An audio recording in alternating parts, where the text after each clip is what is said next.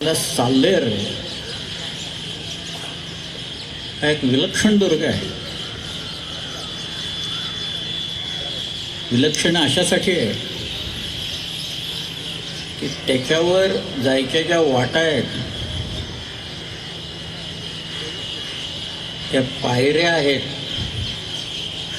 त्याला जिने आहेत, ते सगळे कातळात कोरलेले आहेत, बांधलेले नाही आहेत. महाराष्ट्रात कोरीव काम भरपूर आहे. सह्याद्रीचा अंतर्याम हा किती मृदू आहे आणि बाहेरून तो किती कठोर दिसतो याची कल्पना आपण जर का एखाद्या लेणीत गेलो तर आपल्याला येऊ शकेल.